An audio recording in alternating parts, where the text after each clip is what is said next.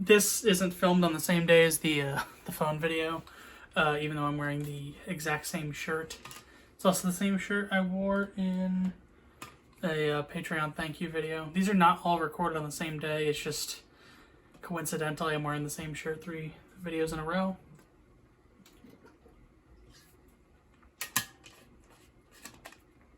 I don't know, sue me. Okay, so before we begin, let's set the mood. No, I'm not thinking that. I'm thinking a little more. There we go. For better or for worse, Super Mario Bros. Is 35 this year, and Donkey Kong will be 40 next year. Sickening to think about it that way, but it's true. And to celebrate, Nintendo came out of virtually nowhere, as long as you didn't read any of the leaks from like January up through July. And they announced 3D All-Stars with only 2 weeks to launch, and launch it did. This bundle contains 64, Sunshine, and Galaxy 1, and I'll begin with my expectations. I'm not going to sit here and say I was expecting 3D Land and Galaxy 2 and 3D World. That would be insane. And I'll be honest, I was on the fence about Sunshine even being ported due to the dual stage triggers. We'll talk that. But when they did announce the 3 games, I was expecting at least a little more.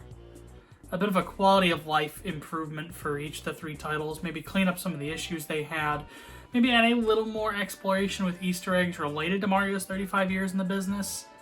I mean, they're releasing a Game & Watch that's Mario 1, like Super Mario Bros., with additional Easter eggs added. So I expected something a little like that, even if it's just like the hidden Luigis in Mario Odyssey. They announced a soundtrack would be bundled with the 3 games, and it is, but in my head I was expecting like records or CD items to be scattered throughout the respective games that you collect to complete their soundtracks. Or maybe like bonus challenge modes related to the 3 games, maybe achievements. Collect 10 stars to unlock the Bomb Battlefield music, collect 20 to unlock Cool Mountain, get under 18 seconds on the slide to unlock the slide theme. Stuff like that. That would be neat, and it would give you a little more to do in these games, even though it is 3 games. I will concede, it's 3 games and 3 soundtracks for $60, which isn't a bad deal. But if you've played those 3 games before, it's just those 3 games again. This would also give them a chance to fix some of the things like seams or UV errors in Mario 64, or take advantage of the extra time they have to include things they hoped to include in the original games, but didn't. Like the co-op for 64 or the other variants of Delfino Plaza in Sunshine. Or at the very least, it could give them a chance to put a, do you want to go back to Delfino Plaza or stay in this level and try again, pop-up when you die in Sunshine. And then it was revealed to be 3 ROMs. There's a handful of what I guess are AI upscaled art assets, but that's it. Let's work in order from the game I feel made the transition the best and work backwards. Mario 64 is our first stop. To my knowledge, the only newly authored textures are Mario's buttons, cap, eyes, and sideburns. Everything else is either upscaled or kept at the original resolution circa 1996. What did get upscaled and what didn't feels really arbitrary. But bombs are higher resolution, the lives counter and power meter are higher resolution, but environment textures aren't. The sign out on the star statue in the backyard, still its original texture. Still can't read it. I don't know why. Mario's cap emblem is now symmetrical instead of asymmetrical. The M was a little crooked, but Bowser's model is left completely untouched. Coins have their top row of pixels completely cut off still. The port doesn't feel complete. It feels like they got about halfway done of the cleanup project and then decided to staple 2 more games to it, or they added this one last and hurriedly tried to improve its visuals. And yes, let's air this grievance out. It's the Shindu release. Super Mario 64 Shindu was a Japanese re-release with rumble added and a couple bugs fixed. Most infamous among them, the backwards long jump. Mip's clip wasn't fixed though. You can still get into Bowser in the Fire Sea with 16 stars. Casual players will not mind the changes made in the Shindu release, but it's not the Mario 64 we had in the States, and its appeal among hardcore Mario 64 fans will be limited. It almost feels a little revisionist in a way. I have a feeling a number of less knowledgeable fans will be under the impression that this is a brand new special release with added features, instead of a patched up ROM from 1997 from Japan. A number of fans will no doubt be upset that this runs at 4.3, as the DirectX build that was compiled by fans earlier this year can do widescreen natively, and the other games in this pack are widescreen. But I don't actually mind that. It's definitely an appeal to nostalgia. It's Mario 64 how you remember it, not necessarily how it actually 100% was. But my issue with the 4.3 is the fact that even at 4.3, it doesn't reach all the way from the top of the screen to the bottom. There's black bars on all sides. It's frustrating. But after about 10 or so minutes of playing, I stopped noticing that. And that's that. Slightly more egregious are the edits done to Super Mario Galaxy. I thought this would just be the NVIDIA Shield release, and it, like, half is. I'm not going to beat around the bush. 3D All-Stars is essentially a Wii emulator with an N64 one paperclipped to it. So while the graphics and cutscenes might be from the HD release, we're just going to keep yelling outside, I assume. So while the graphics and cutscenes might be from the Chinese HD release, it's still essentially just the Wii game. Raggedy polygons on Mario's arms and all. Visually, I don't mind how Galaxy looks. It's fine. My issues are with the controls, mostly the pointer functionality. I play most of my games in handheld mode. The dock is where I just kind of park the Switch when I need to charge it. So to use the pointer to collect star bits and navigate menus, you touch the screen. You can't, run and jump and spin and also touch the screen at the same time. Or if you can, it's just really uncomfortable. So you kind of need to pick two. And that's difficult to do. I could play it in kickstand mode or docked with a pair of Joy-Cons, and from what I understand, that is the best way to play this game. But at that point, again, I might as well stick it in the dock. Besides, detached Joy-Cons aren't for everyone. If you're left-handed, it's going to be a little difficult to play the game because the IR camera is in the right Joy-Con, and you have to point that forward using the left for control stick stuff and the like. You can't just simply flip them around. You won't be able to hit the triggers then, because they're ergonomically designed for your left and right hand. So you have to play it right-handed. You can also use a Pro Controller, but in that case, the pointer functionality is done by tipping the Pro Controller towards the screen. No matter how you play it, Galaxy's a little gimped. And it's just frustrating. In either case, you have a reset function, as a single IR camera just pointing at the screen, and gyroscopes aren't really as precise as pointers. So if you want to put the dot back in the center of the screen, you just click R, or if you're in handheld mode, you just tap. So it's fine, but at the end of the day, it's still a gimped control experience. And then we have Sunshine. My favorite game of the three, and the perfect marriage of we used AI upscaling to make the visuals better, and we had to make the controls weird to get around the hardware limitations. Sunshine simply doesn't look good. Cutscenes and even things in the background have an unsharp mask placed over them, so they don't look like HD video. They're kind of smeary and artifacty, and they look like 480p video that's been upscaled to HD. If you want to know what I'm talking about, Tom Scott did a great video about the Smash Mouth All-Star Videos HD release. It bad, and it looks shockingly like Mario Sunshine in 3D All-Stars. 3D All-Star? Nothing moves as if it's rendered in a 3D space at 1080p. It's clearly a character moving in a space at the NTSC standard 480 lines, which are then interpolated between to produce 600 more. It just looks bad. And again, this affects stuff in the distance, because to do the heat distortion waves, they take a screenshot of the distance, and then they do the distortion on the screenshot. In HD, everything in the distance is at standard definition still, and everything up close is at HD, which is kind of the opposite of what you'd want, or at the very least, just not good. It makes looking at anything in the distance feel bad. I would have rather, if they weren't going to upscale the cutscenes to 1080p by re-rendering them, I would have rather they kept the cutscenes at 4:3, 480p. And at the very least, they should have done the work to make the heat distortion waves either a shader throughout on the game, or just work at 1080p instead of taking a standard definition screenshot, distorting it, AI upscaling it, and sticking it back in real time. And honestly, the cutscene upscaling isn't awful. Most of the cutscenes are, letterboxed. But the opening cutscene isn't. And that's the first one you look at. And boy, oh boy, does it look bad. And also in-game, just many textures are upscaled in that exact same way, but not all of them. And the ones they left are very easy to spot. Texel density just changes wildly between assets in a manner reminiscent of Skyrim graphical mods. Or, that one video game that stars Giancarlo Esposito and Ron Perlman. The wanted posters throughout Isle Delfino are kept to their original texture, but the wall textures have been upscaled. Shadows produced by level geometry are crisp and clean, but shadow decals placed on the map by developers, like those underneath palm trees, are clearly the originals from the GameCube. Also, I should mention that the camera is bad. In the GameCube release, the camera and FLUDD were both inverted. When you tip the C-stick left, the camera swings right, and vice versa. When you're using FLUDD, pointing the control stick down raises their nozzle.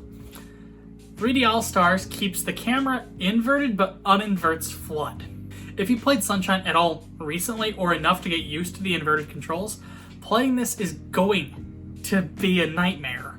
I feel less in control of FLUDD in this release due to the inconsistencies between camera and FLUDD control, and how only half of it goes against my muscle memory and half reinforces my muscle memory. So no matter what, I don't feel in control of FLUDD.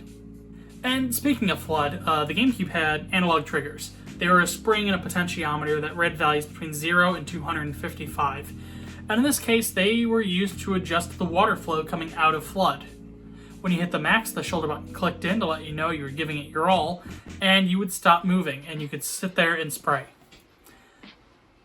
The Switch's shoulder buttons are just regular digital buttons. They read that there is input or there isn't input, so FLUDD was changed.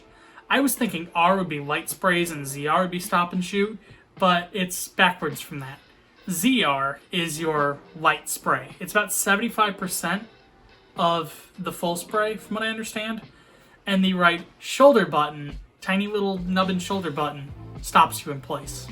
I don't know about you, but I use stop in place more than I use a light spray.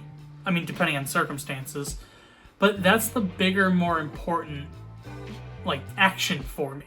So I think the bigger, more important button would be the one you press to stop and shoot. I should mention on the hover nozzle, the turbo nozzle, the rocket nozzle, it doesn't matter. The buttons don't affect how hard you're spraying or how quickly that charges up. R and ZR are functionally the same on 3 out of 4 nozzles, but on the last one, it not. And that's not getting into the fact that this game runs terribly on the Switch.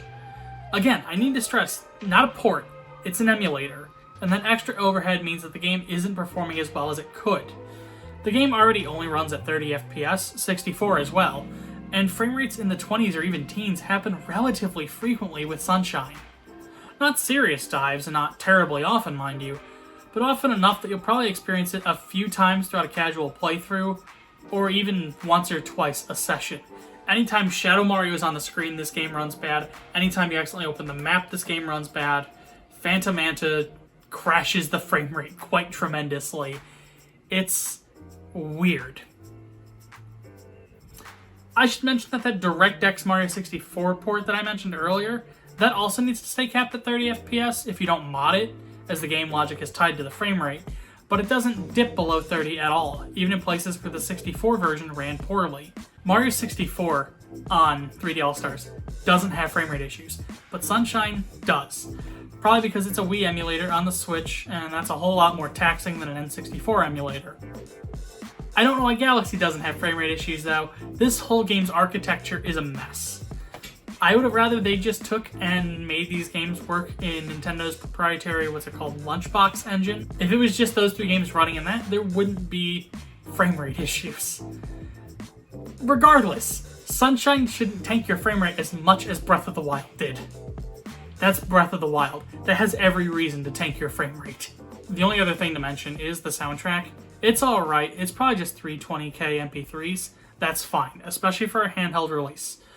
Some people would probably wish there were lossless files, but I don't know, 2/3 of the soundtrack are just MIDIs, so I don't think it's that major of a loss.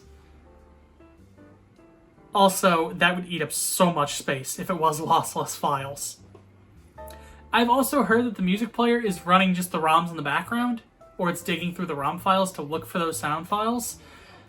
I don't know how that one works, but regardless, again, this game's architecture is a mess. So now we have to talk about what isn't there. It is just 2 emulators running 3 ROMs, so none of the games got substantial quality of life improvements. There's no assist mode or multiplayer aside from Galaxy's anemic co-star mode. There's no extra concept art or unlockables. You still get the unlockables for 100%ing each of the 3 games, but there's nothing else. There's no other secret challenge modes aside from Luigi and Galaxy 1, and there's no bonus games. I think a lot of people were expecting this to be either like Sonic Gems Collection or the original Super Mario All-Stars. Either 3 headliner games and a little bit of side activity, or just ground-up remakes of all 3 titles.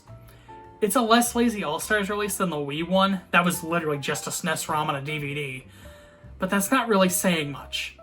When I say Mario 64, Sunshine, and Galaxy in HD, you're probably thinking, I don't know, re-rendered or remastered cutscenes, atmospheric effects, dynamic lighting, the works. At the very least, I think people expected something a little more polished than what they got. For Mario's 30th anniversary, the plumber got Super Mario Maker. This was a huge game for the series. It officially let us get creative with the tools and framework of the series' 2D platformer roots and make something new out of it. Even though Mario Maker was stuck on the Wii U, which to date is Nintendo's worst-selling standard console, over 7 million levels were made and nearly 500 million played, and the ingenuity of fans led to Nintendo taking cues for the next Mario games. There hasn't been an original 2D platformer since the first Maker title. There's been a 3DS version and a sequel on the Switch alongside a new Super Mario Bros. U port, but Nintendo does want to take cues from the fandom after that. Takashi Tezuka stated that it's been a huge motivation for us as developers to do better. For Zelda's 30th anniversary, we got Breath of the Wild, a game so massive and so richly detailed, it not only charted a course for the Zelda series with spin-offs and an eventual sequel directly inspired by the openness of its Hyrule and its light RPG mechanics, but also for open-world games as a whole, in part due to its attention to detail and the ease of traversing its environment. Even for people like me who don't really care about The Legend of Zelda, Breath of the Wild is a tremendously fun game, and it quickly set the standard not just for Zelda, not just for open-world games, but for games as a whole. For Sonic's 25th anniversary, Sega partnered with 3 indie studios to produce Sonic Mania. It's effectively a 32-bit classic Sonic game. Sonic Mania has a superb soundtrack, 3 fun zones, and a bunch of other zones too. 5 playable characters, Mighty and Ray, who haven't appeared in the game since Sonic's arcade days. That quickly became the highest rated Sonic title ever. And in all 3 of these games' cases, it's because the developers took the time to ensure that the games reminded people why they loved the series in the first place. Mario Maker is fun to play and always has new inventive levels around every corner. Breath of the Wild delivers a gripping story and some of the most satisfying physics puzzles and combat out there. And Sonic Mania gave fans of Sonic tons of love, between its New Jack Swing-inspired soundtrack to its satisfying controls to its vibrant color palette. Super Mario 3D All-Stars, meant to celebrate the NES Original's 35th birthday, is some emulated 3D games. It's not that I'm unappreciative. I love 64 and I like Galaxy and I love Sunshine. Sunshine's probably one of my favorite platformers ever, as long as you don't 100% it. But it's frustrating that the Mario game meant to celebrate the 10th anniversary of Mario Bros. Went out of its way to remaster the first 4 Super Mario Bros. Titles and introduce new features like battery backup saves. All-Stars was originally apparently just going to be the original NES games, kind of just dumped onto a SNES cartridge, if the unused graphics in the ROM files are anything to go off of. It just feels like it would have been nice to see 3D All-Stars get a similar amount of love and updating. All in all, 3D All-Stars is a slightly below average collection of definitely above average games. My final verdict is that if your Wii isn't easily available or you do a lot of traveling, it's a fine enough collection, but there will definitely be some moments where you wish Nintendo put in a little more effort than they did if you're familiar with these games. If you've never played these games before, it might potentially be easier to find them secondhand and borrow consoles. Maybe not. But otherwise, I recommend 3D All-Stars. Unless you're watching this video in April 2021, at which case, congratulations, it's no longer available. We're not done. Limited release for 6 months. Is this some attempt to make the pack feel more premium? Is this because of new and upcoming hardware launching in 2021? Is this so Nintendo can sell each release for $40 next summer? Is this just an act of playing to the fear of missing out, and then mid-March they'll go, enough people were interested, we're keeping it around? Is this like Splatoon 2, where we'll have like 3 false finishes and it just keeps going? I don't know. I don't know if anyone can know. But until then, it's just a weird anomaly. Just Nintendo being Nintendo, everything's gotta have strings attached. Whatever happens, these bittersweet reviews, upset with the caveats and compromises, but loving these games regardless, will continue to stand. And they will continue to come out with each monkey's paw release Nintendo puts out. Because that's just how the company operates for some reason. And by all means, if you're interested in the collection, do pick it up. All 3 games are fun. I don't want to ruin anyone's fun out there by saying it's just a frustrating build. Because it is. Because these games are fun.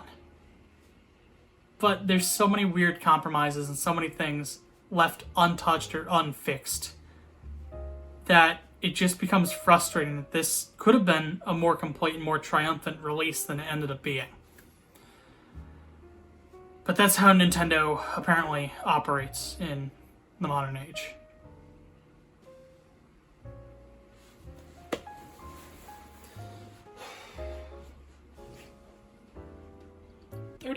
It's a 10-minute script. If you like this video and you'd like to see more, I'd recommend subscribing. Patreon and social media links are in the description.